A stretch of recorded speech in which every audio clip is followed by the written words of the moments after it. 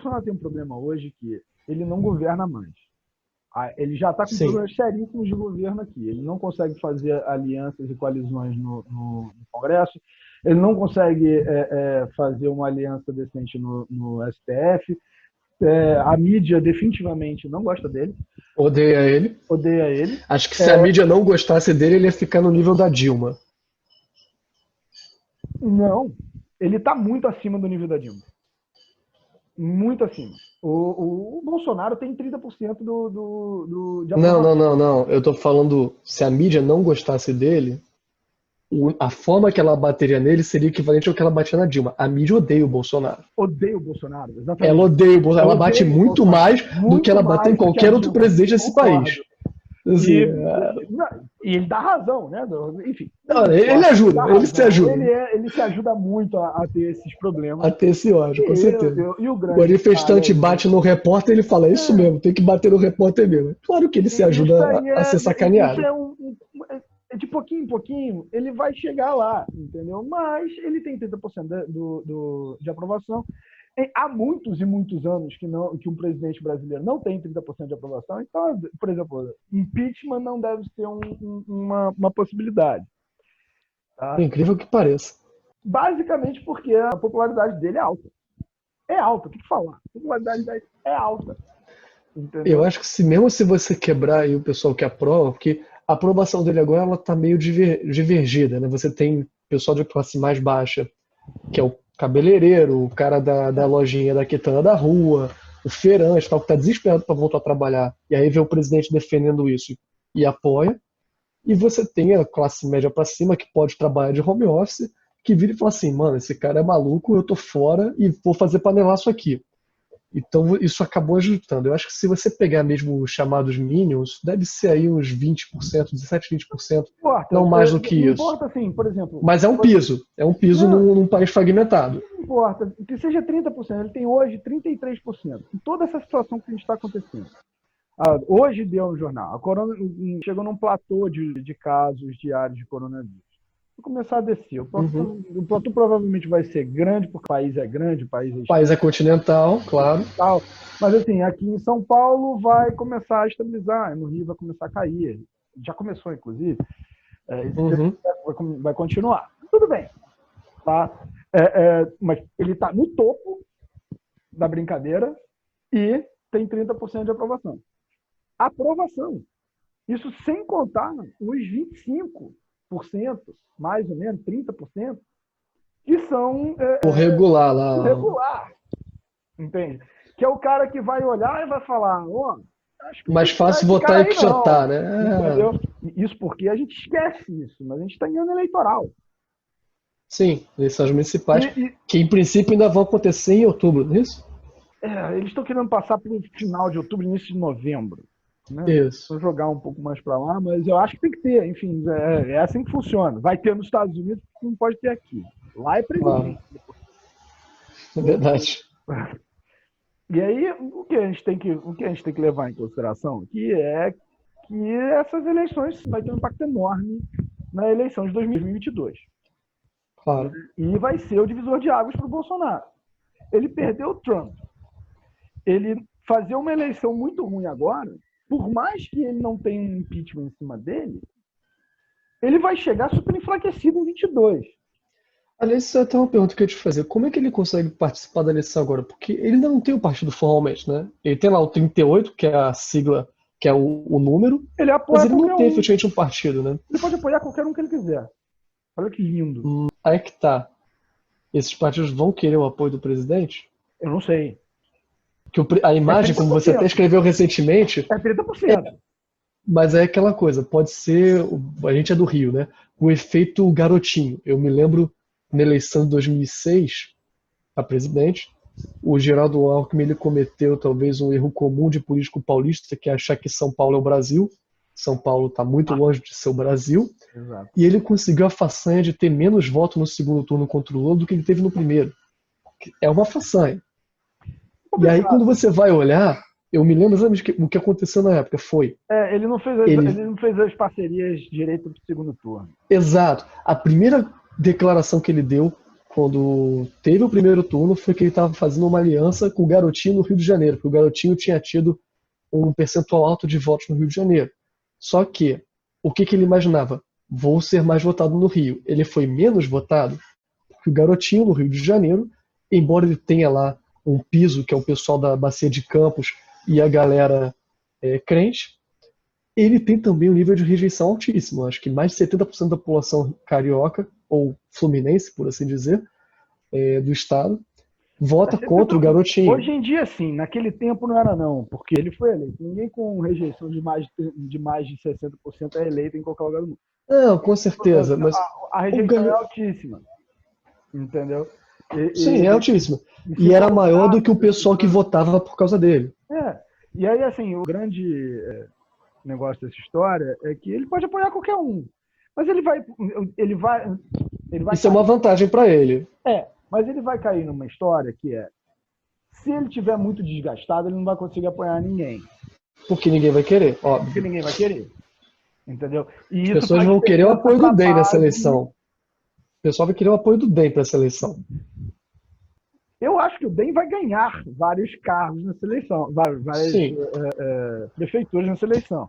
O DEM está trazendo políticos de outros partidos, principalmente o PMDB está muito parado. O PMDB vai tentar um comeback agora, né? Mas eu achei que eles ficaram muito queimados com a Lava Jato, cara. Eles ficaram muito queimados com a Lava Jato e com o governo Temer. Sim. Não ajuda que o Temer teve a pior aprovação da história da nossa república. Também. Né? E é ligado ao não partido, ajuda. etc. Então, assim, os dois últimos presidentes sem ser o Bolsonaro, né? Tanto o PT quanto o presidente, partidos que tiveram presidente, PT e o PMDB, eles estão super enfraquecidos. O PT está super enfraquecido. Né? Ele continua com aquela história de que eu só me alio com pessoas que acham que o Lula é inocente. Isso daí pode... A racionalidade disso, assim... É uma racionalidade. É você entregar o partido a imagem e semelhança do seu líder maior. Entende? Se ele tivesse sido inocentado dos processos que ele está sendo acusado, não daria certo. Ele não foi. Ele cumpriu pena porque ele foi julgado e condenado. Ele está ainda sendo julgado e condenado. Ele não pode concorrer, por exemplo. Então ele não pode concorrer para, sei lá, senador ou deputado. O PT está perdendo a chance de até aproveitar o Haddad, que o Haddad foi bem na última eleição, e tem uma cara mais de classe média, professor e tal. Por uma outra razão. Sei, mas assim, o Haddad foi bem na última ele poderia... E pela mesma razão que o PT mantém o Lula como principal líder do partido. Porque o Lula ainda tem 20% dos votos. Tudo bem, mas ele tinha 33 na última eleição. A questão tá caindo. E mesmo no Nordeste, você tem um ponto que você comenta que eu acho muito razoável, que mudou o governo e o Bolsa Família não acabou, ele até aumentou. Então, mesmo o Nordeste vai começar a pensar assim, poxa, se eu votava no PT porque o PT me dava o Bolsa Família, eu descobri agora que o Bolsa Família é um programa de governo e não de um partido. Isso. Então eu posso votar em quem eu quiser. Isso. Ou em quem me oferecer mais coisas mais Bolsa Família ou sei lá o quê. Entendeu? O fato ficou interessante para o nordestino, ele vai ter, digamos assim, na cabeça dele, opção de voto, que é uma coisa que ele não tem há 20 anos. O Norte também tinha isso. O Norte também. A parte mais vulnerável da população, que via esse ganho de dinheiro, de consumo, como algo que só o PT fez para ele. E se tornou uma coisa não muito clara. E só para o nosso espectador entender, o Norte e o Nordeste juntos somam um pouco mais de 1/4 do eleitorado do país. Então, é bem relevante. Se não me engano, a Bahia é o terceiro maior colégio eleitoral. Não é o Rio de Janeiro? Não. Rio de Janeiro tem 20 milhões de pessoas. Se não me engano. A gente checa. São Paulo, Minas e Bahia. A Bahia é um estado que vota-se muito. Tem muita gente. Bem ou mal, o Nordeste é a segunda maior região do Brasil. Centro-Oeste e Nordeste, depois vem Sul e Sudeste. A Bahia é o quarto. Maior. O Rio chega a ser maior que a Bahia? Ah, não. Perdão, eu tô vendo por municípios. Por Foi mal. município. Enfim, e aí tem que ver colégio eleitoral. E aí, se o Bolsonaro perde essa influência do Trump, ele já está com um problema muito grande de governabilidade, né?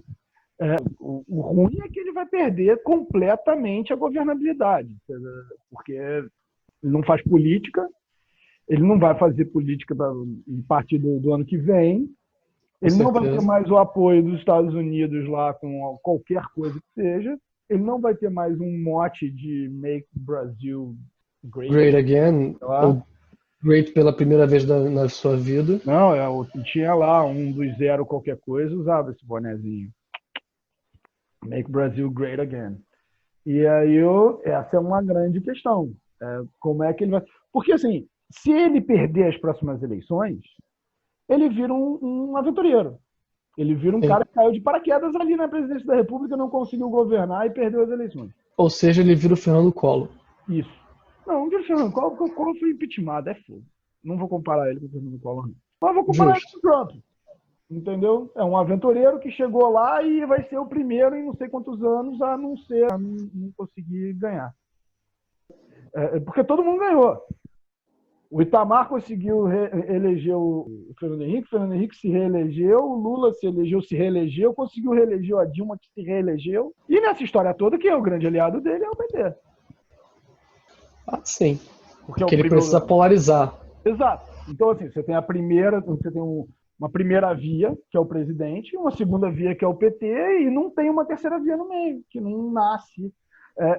Uma primeira via, que é o presidente, uma segunda via, que é o PT, e não tem uma terceira via no meio, que não nasce. Qualquer um que chega e tenta fazer uma terceira via é bombardeado por todas as partes com críticas e agressões, seja ele, sei lá, o Dória, o Luciano Huck, o Marina, qualquer um desses, qualquer um que tentar fazer uma terceira via não consegue. Porque ele é bombardeado por todos os lados, exatamente pelas pessoas que o Ciro também não consegue, porque não consegue o apoio do PT, não consegue chegar lá. Com o PT emagrecendo, perdendo voto, talvez alguém assuma a segunda via. Né? Essa grande comoção nas ruas, pessoas voltando a fazer manifestações contra o governo, isso pode nascer alguma coisa. Tem alguns movimentos que estão tentando fazer. O PDT, junto com o PSB, anunciou oficialmente que vai se juntar na Prefeitura do Rio de Janeiro. E aí, assim, partidos grandes que podem fazer uma outra terceira via, que não é essa via, terceira via de esquerda, PSB, PDT, o DEM, o PSDB e o DEM, já foram muito aliados no ano passado. Lá na época do Fernando Henrique era um partido, era uma junção ganhadora. O Felipe, deixa eu só te interromper rapidinho, só para botar aqui. Em 2018, que são quando o TSE tinha os últimos dados, a ordem de eleitorado no Brasil era São Paulo, com 33 milhões de eleitores, Minas Gerais, com 15,7, Rio de Janeiro, 12,4, a Bahia, 10,4. Então, o Rio tem 2 milhões de eleitores a mais do que a Bahia, só para confirmar aí o dado. Esse é o contexto político da história, né? O Eduardo Paz vai vir lá como prefeito do Rio pelo de Janeiro, DEM, né? Tem grandes chances de ganhar. Na Bahia tem o ACM Neto, que não vai poder, eu acho que já se reelegeu, então não vai dar para ele entrar. Deve tentar fazer um sucessor. Não, vai tentar fazer um sucessor, ele pode tentar fazer um sucessor do DEM. E pode se preparar para vir para governador em 2022. O DEM pode ganhar muito espaço nessas eleições de agora. Outro partido que pode crescer é o PSDB. O PSDB é muito bom de eleição de prefeitura. Sempre foi. É o segundo partido de eleição de prefeitura há anos. O PT nunca conseguiu passar. São dois partidos que são grandes. Se apenas o PSDB conseguisse evoluir isso para o nível estadual e federal, ia ser sensacional. O nível estadual ele ainda tem. Consegue. Ele tem três estados grandes. Meu ponto é que o PSDB, para a eleição de presidente, ele nunca conseguiu sair de São Paulo. Ele tentou sair com a Aécio em Minas, Mentira, isso foi só mas depois do foi PT tarde. entrar no jogo. A grande questão é, o PSDB tem que pensar em sair de São Paulo. Por exemplo, o PSDB não existe no Rio de Janeiro. Isso é uma grande Não, crítica, entende? é inexistente. Perdeu muito com a saída do Aécio Neves. Com a saída não, né? Mas com o sumiço do Aécio Neves, perdeu muito em Minas. Nunca foi um grande partido, né? Médio partido na Bahia. Mas é muita coisa no Centro-Oeste. É um partido Sim, no Sul também é forte. Então, assim, sempre é um player. Mas o PSDB é um partido que precisa se aliar a outros partidos. Não é um PT. Não. Que fez uma base lá, era o maior partido se chamava o maior partido do Brasil e não era. O maior partido do Brasil sempre foi o PMDB. Sim, o nosso hoje é o MDB. Isso. E assim, que está correndo o risco de perder o lugar para o DEM, né? Mais ou menos. O PMDB não vai perder tanto, mas ele vai perder. Ele vai perder para quem? Quem que vai se... O DEM tem grandes vantagens. Ele tem o presidente da Câmara, ele tem o presidente do Senado. Então, ele pode apoiar um pouco mais algumas prefeituras que ele consiga manter. Mas a questão é, eu espero... Ele deve ganhar o prefeito do Rio, né, que o Eduardo Paes está vindo pelo DEM. Eduardo Paes, que era do PMDB. Dos dois grandes nomes contra ele. O Crivella está muito, muito desgastado. Sim. E o Freixo nem vai vir. O Freixo falou que não vai vir. Eu não sei exatamente qual foi a estratégia. Se ele acha que ele pode vir governador. Eu não sei qual foi a estratégia do Freixo. Podia, verdade. E a probabilidade, se ele perdeu para o Crivella, a probabilidade de perder essa eleição é grande. Concorda comigo? Sim. Então ele poderia vir só para botar o nome dele na cédula e fazer mais uma campanha. Só para ele se lembrar, né? Lembrar que ele existe. E não vai vir. Tudo bem, não tem problema. Tudo bom. Mas não vai vir, o pessoal, de modo geral, tem dificuldade de fazer boas estratégias eleitorais. E geralmente eles tem dificuldade de fazer aliança, tem dificuldade de fazer estratégia eleitoral, tem dificuldade de fazer plano de governo, tem dificuldade de fazer uma série de coisas. E a gente tem que esperar para ver o que vai vir. É o novo, que pegou o governo de Minas. Será que ele vai pegar prefeituras em Minas? Talvez pegue. Faça dali um reduto dele. Uma coisa eu tenho certeza. Certeza não, eu acho. O PMDB deve perder alguma coisa do que ele tinha, porque ele era disparado o partido que tinha mais prefeituras. Sempre teve no foco de poder, né? Hoje não tem mais o mesmo uma diminuída. Foco. Ele pode continuar sendo o que tem mais prefeitura, ele pode continuar sendo o maior partido do país. Ele pode. Agora, hoje em dia, quem pegou o vácuo de poder, que é a liderança da Câmara e do Senado, é o DEM. O DEM pegou esse vácuo de poder. É um vácuo de poder. Tem que prestar muita atenção nessas duas posições do Alcolumbre e do Maia, que um é do Rio, outro é do Amapá. Isso importa. Mas a grande questão nessa coisa toda é que uma boa campanha em 2020 vai fazer muita diferença em 2022. Então, se o DEM tiver uma boa campanha, a pessoa que vai se aliar ao DEM vai ganhar muito. E o DEM vai ganhar mais poder de barganha. Uhum. O PT vem a 2 eleições perdendo. Perdeu muito nas últimas eleições para prefeito. Se perder mais nessas próximas eleições para prefeito, é muito bom repensar o partido. Porque menos de 200 prefeituras é pouco para um partido que é o PT. Sim. Veio a segunda força política, a segunda força política ainda está na nossa cabeça como o segundo turno das eleições do ano retrasado. Mas pode perder muito agora e pode se tornar uma força decadente que alguém vai ter que pegar esse vácuo de poder. Quem vai pegar esse vácuo de poder? Vai ser alguém da direita? Vai ser alguém da esquerda? Será que esses eleitores da esquerda votariam em alguém da direita? Centro-direita? Talvez você consiga talvez você consiga trazer as coisas mais um pouco para o centro. E aí favoreçam partidos como o DEM, o próprio PMDB, o PSDB, que são partidos que transitam ali entre o centro-esquerda e o centro-direita, que é mais ou menos como a normalidade sempre, né, em teoria de política, sempre foi no mundo inteiro.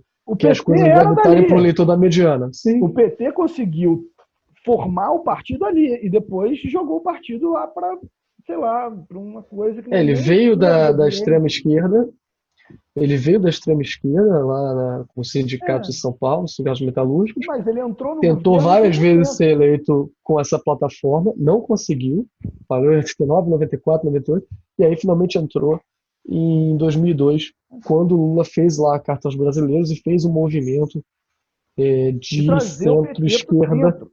trazer o PT para o centro. E aí Ele mesmo o PT, percebeu. aí ele foi se afastando desse centro e foi se afastando desse centro, não foi nem para a esquerda, foi uma coisa que ele virou um partido. Entende? Ele virou um Minha capitalismo crítica, de cronismo ali, né? isso, minha crítica ao PT é que ele não é esquerda, não é direita, ele não é nada, ele é o partido. É o partidão. Partidão não, porque o partidão é PCdoB. Mas é o partido do partido. É o partido chinês, entendeu? É o partido. Isso que eu ia falar. O PT ficou muito parecido com o Partido Comunista Chinês nesse aspecto. Que, não, tem lá a Câmara, tem lá o pessoal que vota, que faz, mas a gente meio que consegue angariar todo mundo porque a gente tem dinheiro para fazer as transações, controlamos isso, então as decisões são nossas. Tudo bem, Sim. né? Mas enfim, acho que a gente E, tem que terminar aí. Vai, porque já está dando claro, uma hora. não, beleza. Só para fechar, então, assim, cenário internacional super complicado. A gente vai continuar tendo aí um conflito escalando entre China e Estados Unidos por uma dominância hegemônica global. E aí tem que ver como é que as outras nações do mundo vão entrar nessa brincadeira. Você tem a eleição dos Estados Unidos esse ano, em novembro, apesar de todo o coronavírus, toda a crise, tudo que está acontecendo. E hoje, enfim, é da nossa visão que está muito difícil que o Donald Trump seja reeleito, então você tem a probabilidade do Biden entrar. Se o Biden entrar, você vai ter um antagonismo maior com a China e, ao mesmo tempo, isso isola um pouco o Brasil politicamente no mundo. E aí, voltando aqui para a nossa linha, você tem a questão das eleições municipais esse ano, o DEM aí aparecendo como potencial maior vencedor das eleições. O presidente Bolsonaro, apesar Não é dele potencial ter maior vencedor. É muito difícil potencial passar o PMDB. É o potencial ganhador. ganhador dessas Saiu de um eleições. patamar e foi para outro. Sim, Né? O PSDB também pode ganhar um pouco, mas eu duvido que alguém vá fazer, sei lá, 2.000 prefeituras no prefeituras. Brasil. Entende? Mas o PMDB tem como perder prefeituras comparadas. Sim, Tem 1.000 e poucas, 1.200 prefeituras, 1.100 prefeituras. Pode perder 200, 300, que é muita prefeitura. sim. Hoje são quantas prefeituras no Brasil? 5 mil e cacetada, né? 5.500, era 5.505, já deve estar em 5.506, 7. Que cada não sei quantos anos cria uma nova prefeitura no Brasil. Não, é muito variável. É extremamente variável. Mas, assim, dá ali 5.500 e pouquinho. Acho que é 5.505. Mas Nossa. 5.503. Mas A gente varia. verifica isso, mas o ponto é, além de ter prefeitura pra cacete, que realmente você tem aí forças de exceção pelo DEM e forças decadentes no PMDB, no PT. E a questão do Bolsonaro é Incógnita, uma total. incógnita, porque realmente ele ainda tem próximo de 30% do eleitorado que gosta muito dele. Ele, ao mesmo tempo, também tem uma rejeição muito alta, acho que até mais alta do que ele tinha em 2018 hoje, E ele não tem partido. e, e ele não tem partido. Então fica uma questão, tipo assim, quem o presidente vai apoiar e, ao mesmo tempo, quem ele apoiar, ganha ou perde com esse apoio. E mais do que isso, e se ele apoiar uma pessoa, e se ele apoiar o candidato X? Qual é o partido que vai segurar esse candidato X para quando tiver quando criar o partido do presidente, o cara pular para o partido do presidente? Isso é um outro Tá? problema. Quem é que vai, quais são os partidos dos pequenos? Porque isso vai ser pequenos partidos. O Sim, PT não tem essa pretensão, o PSDB não tem essa pretensão, o DEM não tem essa pretensão, o MDB não tem essa pretensão. Não vai segurar esses caras. Esses caras vão ser segurados pelo PP, pelo PRS, enfim, partidos menores, com siglas menores, aquelas siglas sim. pequenininhas que seguram esses caras para poder ganhar volume em um momento e depois ele perde para o partido do presidente, que a gente tem que ver qual é o tamanho que vai ser. Ou isso vai ser ou o partido vai ser o partido de uma pessoa só, que é o que o PT não era e virou, né? E é o que esse É, está virando e não gostaria de ser, não sei. Nesse ponto, o Bolsonaro e o PT são extremamente parecidos, né? É uma coisa Já falei curiosa. que um é o maior aliado do outro. São dois lados da mesma moeda. Nosso Tá? último Se texto lá um fala não sobre isso. existir, a probabilidade do outro existir é menor. Tá? Se não existisse o Bolsonaro, o PT provavelmente teria diluído. E se não existisse o PT, o Bolsonaro provavelmente nunca teria se elegido. Verdade. E nessa brincadeira toda, para a gente finalizar aqui, dar um quê de finanças pessoais, você tem o Banco Central. Assim, mundo completamente em caos, uma crise econômica que a gente não vê em 100 anos, o Brasil continua o samba do crioulo doido, e sem também luz no fim do túnel, e aí o Banco Central me chega, corta de novo hoje, agora 6 horas da tarde, os juros de 3% ao ano para 2,25, mínima histórica, e aí se contradiz no comunicado e fala que vai dar mais uma, provavelmente de 25. Então, potencialmente, a gente vai fechar o ano aí em taxa de juros 2% ao ano nominal, o que significa que se a projeção de inflação estiver correta, que é 1,9, você vai ter juro real virtualmente zero. Lembrando aí que o juro real, você pega o juro 0,5. nominal e desconta a inflação. Então, assim, literalmente acabou a renda fixa. Literalmente acabou a renda fixa. Né? Acabou a renda fixa. O Não tem cara, agentismo no Brasil. e aí você fica com uma situação que é sensacional. Acho que até o próximo texto que eu vou escrever vai ser sobre isso. Você Você acha que tem todo um mundo vai monte. comprar dólar e vai guardar dólar embaixo do travesseiro? Não, eu nem acho que o cara consegue fazer isso. Acho que quem tem dinheiro de verdade já até fez isso ao longo dos anos Na e agora Argentina está fazendo faziam mais. sempre. Na Argentina era E você verdade. O vê. cara comprava dólar e botava embaixo do colchão. E aí o governo argentino foi lá, botou a taxa de 1 para 4 e falou: agora você pode trocar os seus dólares à taxa antiga. É. Não, O mas que é o o que estão equivalente a um fazendo, confisco de 75% da mas o que estão poupança. fazendo aqui é muito diferente. O que você está falando Ah, é a que a gente gente vai ter ainda um não problema de. chegou.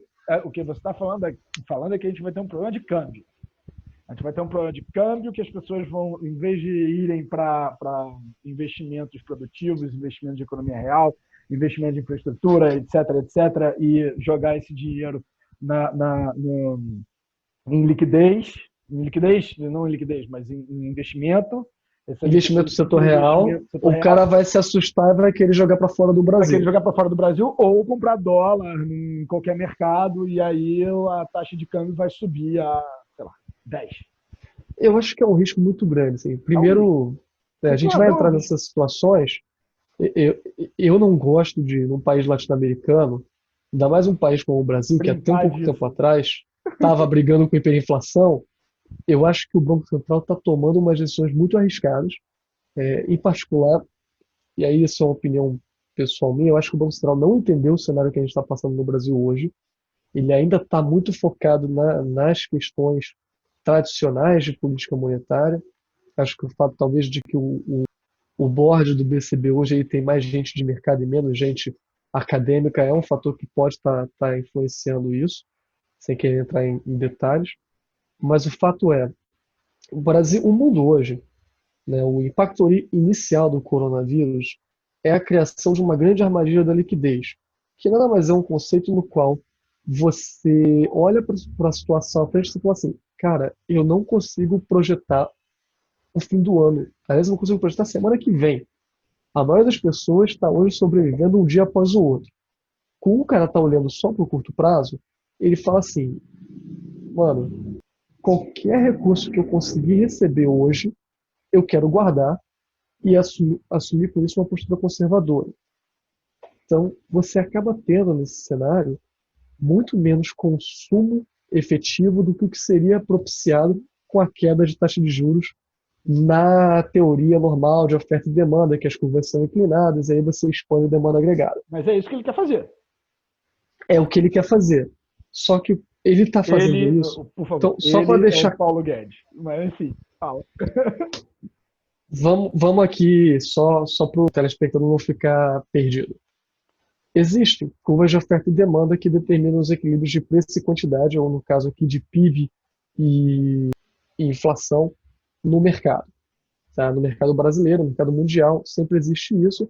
A teoria básica é que quanto maior a oferta de produtos na economia e menor a demanda, menor os preços. Quanto maior a demanda e menor a oferta, maiores os preços. O choque que você tem inicial é de, obviamente, você segurar muito a demanda. E aí, quando o Banco Central corta juros, ele está supondo que você vai ter novos investimentos, novos financiamentos, as pessoas vão aproveitar que a situação no país financeira está um pouco melhor, porque os juros estão mais baixos e vão trocar de carro, trocar de imóvel, etc. e tal, comprar uma nova geladeira, e aí isso vai expandir a demanda agregada. Isso foi o que aconteceu, diga-se de passagem, na segunda metade do segundo governo Lula e início do primeiro governo Dilma, aonde você aproveitou o pós-crise de 2008 para expandir a demanda agregada, e isso ajudou o Brasil a crescer bastante naquela ocasião. A tal da marolinha lá que o Lula falava. Hoje, o que acontece? Como o determinante que tira a gente do coronavírus não é econômico, ele é de saúde, então o nível de incerteza projetado para frente ele é exponencialmente superior ao que ele era em 2008. Você só vai efetivamente ter uma solução para a crise no dia que tiver, não necessariamente uma vacina, mas um remédio que permita a pessoa a sobreviver no mundo do coronavírus. Com isso, o cara que está tomando decisão, ele não quer se arriscar, ele não quer fazer novos investimentos em coisas que ele não entende. O brasileiro médio é um cara que não entende de investimento financeiro, muito menos de bolsa. Então, o que acontece? Esse cara não tem que entender, mas assim, ele fica com... As pessoas têm medo do que elas não entendem. Fazer, mas não deveria precisar. E aí vão se arrebentar como se arrebentaram de janeiro para março, entrando na onda lá de vem todo mundo para a bolsa agora, saca dinheiro da poupança. A primeira leva que fez isso na virada do ano está apanhando e está amargurando perda até agora. Você tem uma segunda leva que começou a entrar em fevereiro, março, e aí dependendo do ponto de entrada, tem alguns que estão perdendo, tem uns que estão usando zero, tem uns até que estão conseguindo ganhar um bom dinheiro. Mas o fato é, o Banco Central está apostando que se houve uma contração de demanda, cortar juros vai trazer essa demanda de volta e isso vai segurar o PIB. O que acontece numa armadilha da liquidez é o caso do Japão hoje.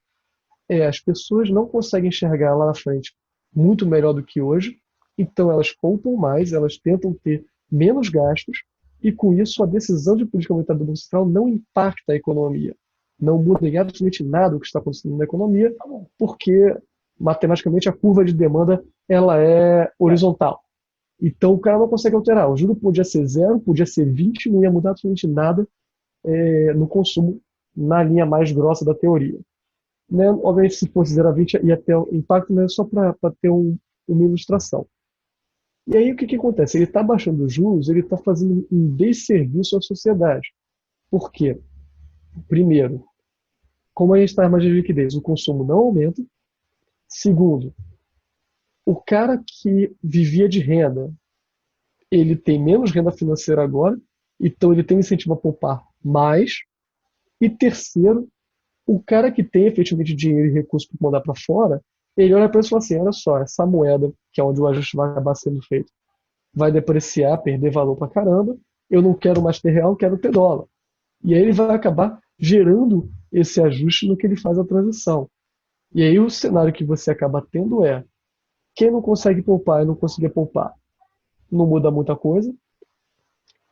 Teoricamente ele poderia se financiar mais barato, mas como no Brasil a gente tem um oligopólio dos serviços financeiros, com basicamente 4 grandes bancos no Brasil, você não tem isso, esse dinheiro não é repassado, e aí tem a ver com até alguns estudos que o próprio Banco Central já fez de taxa de inadimplência e crédito, que a gente pode discutir num outro call. Então, o cara que é efetivamente pobre precisa do financiamento, ele não recebe nesse nível.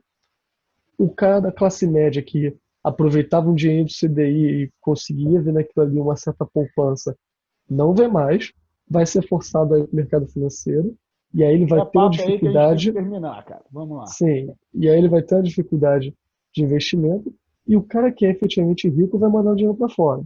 Ou seja, na tentativa de recuperar a economia, a gente vai acabar ficando no cenário em que a classe média fica mais pobre, a classe pobre não vê muita diferença, além dos impactos econômicos também vão ser mais prolongados do que ela esperava, e a classe rica tira dinheiro do país. Então o país como um todo fica mais pobre. E as oportunidades aqui também ficam menores. Assim, eu acho que você Eu está acho que redondamente enganado. acho que tem uma probabilidade de você conseguir reduzir os custos do governo, fazer essa taxa de juros ser real. Eu acho que é muito baixo, particularmente falando. Eu acho que é uma queda muito abrupta em muito pouco tempo. Sim. Mas Não para é nem, agora. o problema não é nem inflação, tá? A inflação vai demorar para Não, a aparecer. inflação, Mas não é nem a inflação se inflação. vier para aparecer, vai aparecer daqui a 3 anos, 4 anos. Mas a minha Isso. questão é assim, só para falar, vou falar meio minuto, que é. Eu acho Fecha.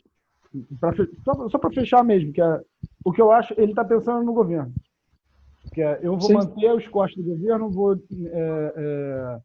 reduzir gastos e vou equilibrar as contas. E vou conseguir que essa taxa seja a taxa real de verdade.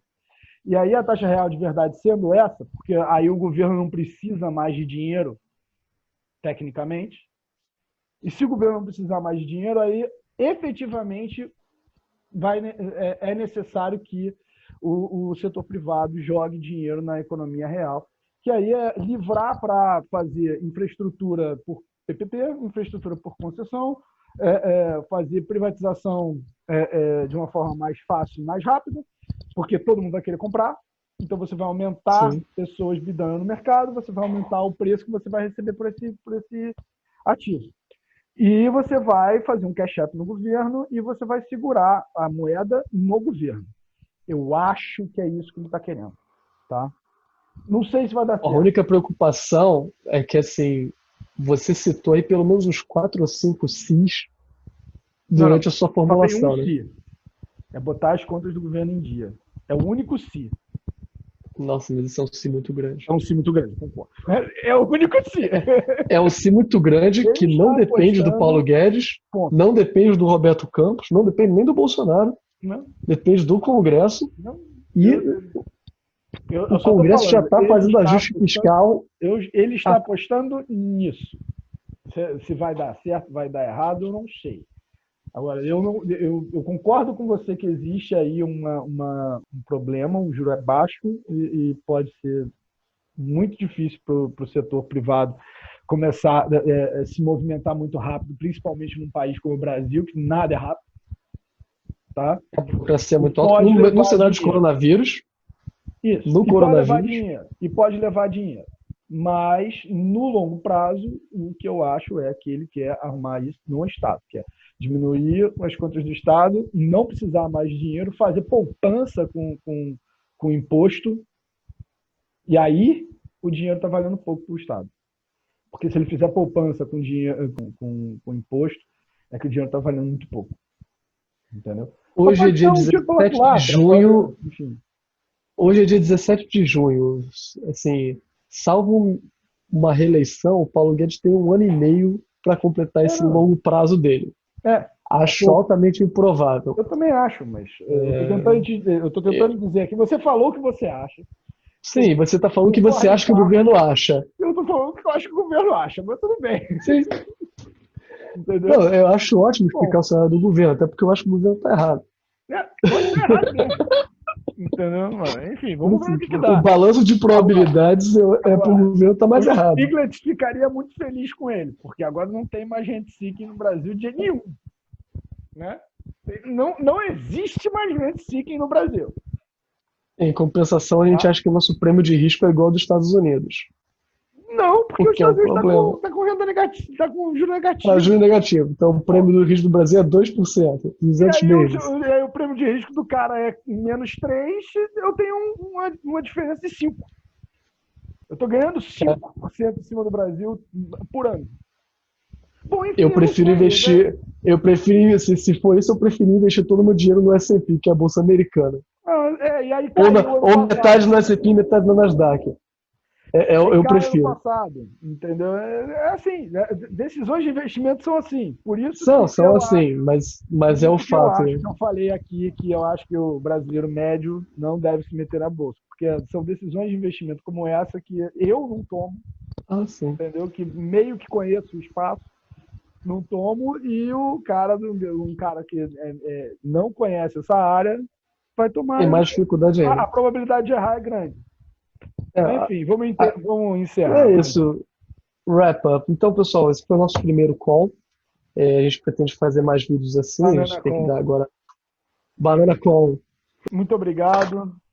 Foi ótimo ver vocês aí. E obrigado por escutar esse monte de bobagem que a gente fala. Valeu, pessoal. Valeu, Obrigado gente. por participarem. Obrigado, Felipe, por participar. E é isso aí, galera. Toca aí o sininho, se inscreve no canal. E o link dos artigos que a gente mencionou está aqui na descrição. Valeu? Tchau. Grande abraço. Valeu. Tá? A burocracia é muito E alta. pode No levar cenário de dinheiro. coronavírus, Isso. no E pode levar coronavírus, dinheiro. E pode levar dinheiro. Mas, no longo prazo, o que eu acho é que ele quer arrumar isso no Estado, que é diminuir as contas do Estado, não precisar mais de dinheiro, fazer poupança com imposto, e aí o dinheiro está valendo pouco para o Estado. Porque se ele fizer poupança com dinheiro, com imposto, é que o dinheiro está valendo muito pouco. Entendeu? hoje é Pode ser dia um título 17 de lacra, junho. enfim. Hoje é dia 17 de junho. Assim, salvo uma reeleição, o Paulo Guedes tem 1 ano e meio para completar esse Não. longo prazo dele. É, Acho altamente improvável. eu também acho, mas eu tô tentando dizer aqui. Você falou o que você acha. Sim, você está falando o que você Concorda em acha que o parte. governo acha. Eu tô falando o que eu acho que o governo acha, mas tudo bem. Sim. Entendeu? Não, eu acho ótimo explicar o cenário do governo, até porque eu acho que o governo está errado. Pode estar errado mesmo. Entendeu, mano? Enfim, vamos ver o que O dá. balanço de probabilidades é para o governo estar mais O errado. Stiglitz ficaria muito feliz com ele, porque agora não tem mais gente seeking no Brasil de jeito nenhum. Né? Não existe mais gente seeking no Brasil. Em compensação, a gente acha que o nosso prêmio de risco é igual ao dos Estados Unidos. Não, porque O os que é um Estados Unidos problema. está com renda negativa, está com juro negativo. Para juro negativo. Então, o prêmio do risco do Brasil é 2%. 200 meses. E aí o prêmio de risco do cara é menos 3, eu tenho uma diferença de 5. Eu estou ganhando 5% em cima do Brasil por ano. Bom, enfim, Eu prefiro investir. Eu prefiro, se for isso, eu prefiro investir todo o meu dinheiro no S&P, que é a bolsa americana. E aí caiu Ou metade no S&P e metade no Nasdaq. Eu prefiro. Ano passado, entendeu? É assim, né? Decisões de investimento são assim. Por isso São eu assim, mas é o fato. Eu falei aqui que eu acho que o brasileiro médio não deve se meter na bolsa, porque são decisões de investimento como essa que eu não tomo, Sim. entendeu? Que meio que conheço o espaço, não tomo, e um cara que não conhece essa área vai tomar. Tem mais dificuldade ainda. A probabilidade de errar é grande. Enfim, vamos encerrar. É isso. Wrap up. Então, pessoal, esse foi o nosso primeiro call. A gente pretende fazer mais vídeos assim. Banana a gente tem Call. que dar agora Banana Call. Muito obrigado. Foi ótimo ver vocês aí. E obrigado por escutar esse monte de bobagem que a gente fala. Valeu, pessoal. Valeu, obrigado gente. por participarem. Obrigado, Felipe, por participar. E é isso aí, galera. Toca aí o sininho, se inscreve no canal. E o link dos artigos que a gente mencionou está aqui na descrição. Valeu? Tchau. Grande abraço.